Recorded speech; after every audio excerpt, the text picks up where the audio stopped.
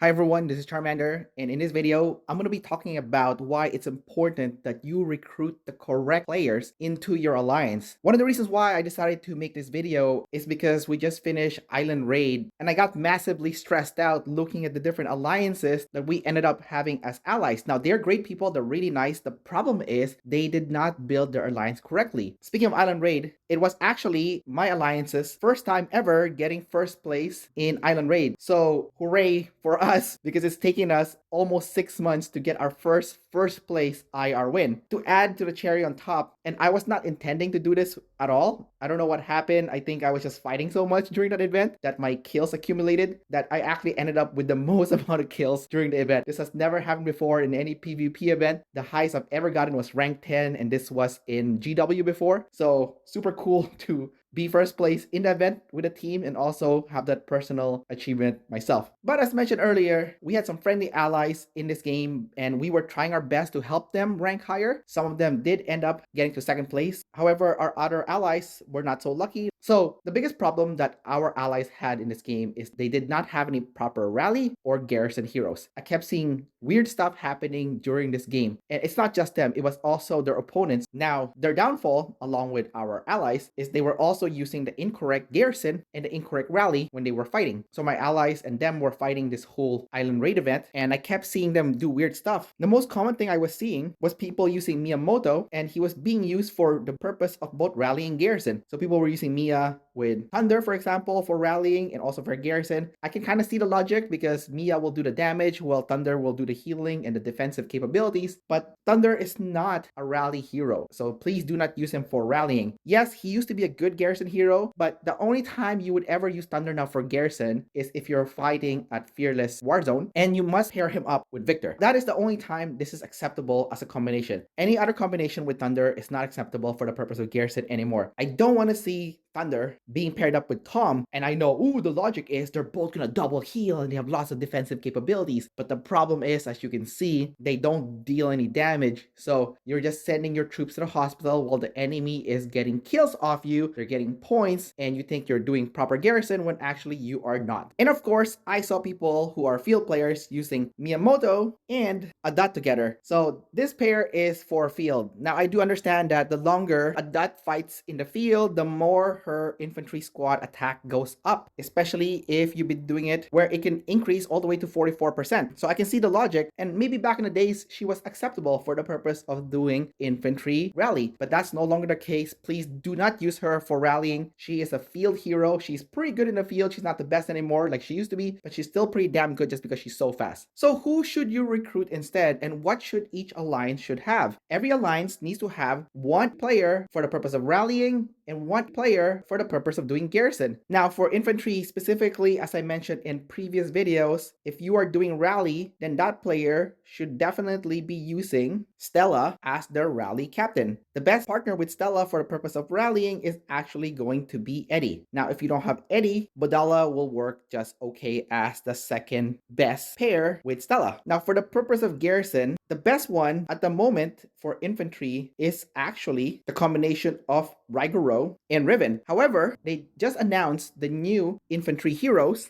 which is Void Warden and Aileen Vault. So one of those heroes is most likely going to be the new garrison hero with a super weapon, and it's probably going to be the girl. So definitely get the new hero for infantry should it become the new garrison hero, because that's definitely going to be the new garrison hero that's going to be the strongest for infantry specifically. Funnily enough, other options that would work with Riven is actually Stella. So Stella and Riven, some people are using that pair for garrison and it's working quite well. Stella also is a good person for the purpose of garrison, surprisingly enough, even though she's a rally hero, and she's also good with Eddie. So you have quite a few options for the purpose of garrison for infantry, so do not mess it up by using the incorrect one. For range, the option is even more limited. For the purpose of garrison, Ethan is going to be the best, and Ethan's best partner is going to be Sophie, Sophie being the leader and Ethan being the assistant. However, if you are fighting in a map such as Archipelago Raid or even Genesis War, where you can potentially get hit by more than one rally at one time, then Ethan's best partner in that case would actually be Lewis, because you want to have that AoE be hitting everyone that is rallying you at the same time. And if you're rallying with range, if you have a alliance that is more of a budget alliance as opposed to someone that is spending a lot of money, you can still use the classic Lewis and Julia combination,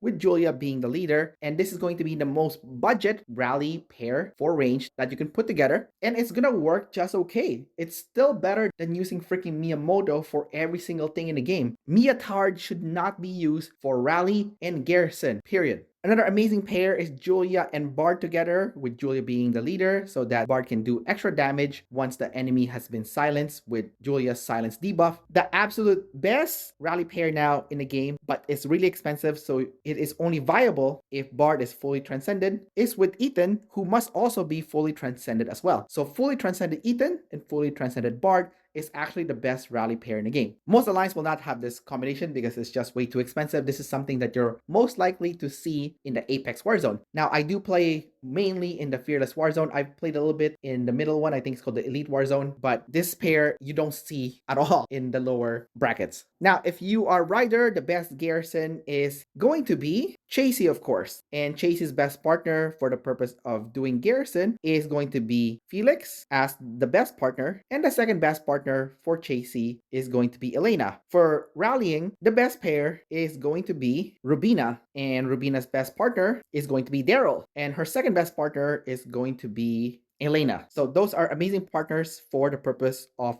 Ryder Rally. Funny enough, you can also use the combination of Chasey and Felix for Ryder Rally as well, and they're also a great combination, but mainly for a specific purpose, and that is if you're fighting another Chasey Garrison, because Chasey is good against skill damage, so you want basic damage to fight against her as well. So make sure that you recruit those specific players in your team, otherwise you're gonna see the nightmare that I saw during the island raid, where no one can break each other's towers, and it's just a shit show because nobody has the correct players with the correct hero pairs together. Last but not least, if you are also recruiting players, don't just look at their kills and be like, oh my god, they have so much kills, they must be a good player. No, because there is a high chance that player is a stat padder. So they get lots of kills, but they're actually useless. Okay, so how do you tell? So the first thing you want to do is look at total kills. How much T6 kills do they actually have? Do they have more T6 kills than T4? If they do, that's a good sign. If they have mostly T4 and T5 kills and they're a T6 player, that is a red flag. The only exception is if that person is only T5 and they have more T4 than T6 kills, then that's okay. So be careful with that. The other thing is you want to look at their number of deaths as well, because if they have a very low amount of deaths, that means they are not joining any rallying garrison. And if they're not joining rallying garrison because they don't want their troops to die, they are useless because they are not helping the team win. Tower wars is what win games. People just pad stats by going around slicing and dicing with fucking Neotard, and they're getting points, but they're not helping the team win. So they're very selfish players, and selfish players need to get kicked out of any alliances because they're completely worthless. Now you're gonna say, oh, everyone's selfish. Yes,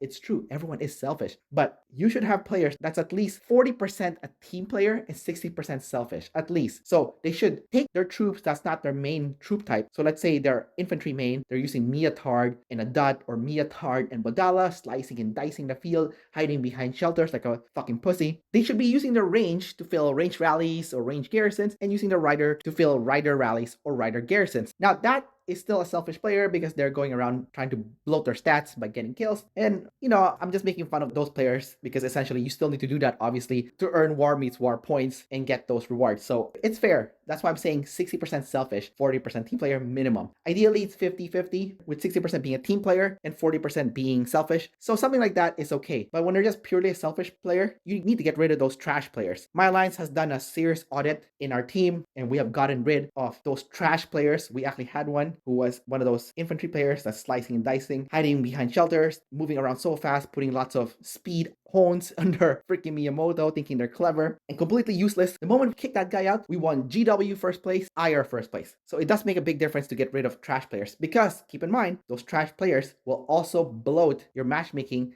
making you fight stronger alliance when you don't have to. I want to end this video by actually giving a shout out to one of my friends in the game. His name is Wazar. He's actually our part-time whale. So his alliance and my alliance are both recruiting right now. His alliance is called Ace at server 677, and they are specifically looking for infantry garrison captains. They're also looking for infantry rally captains, just like I am in my alliance at FTD. So both of our alliance is looking for a Stella rally captain with armaments over 4 million. His alliance is actually severely lacking in infantry players. So he might take you in if you're a cool person, if you are infantry, just because he doesn't have any. He has way too many riders and range, which is weird because range, for example, is the most rare of all the main types. So if you're interested in joining his alliance or my alliance, message me or message him, and we're more than happy to speak with you in regards to that. And lastly, my alliance is also looking for an experienced war general. So if you're a player that has led your alliance and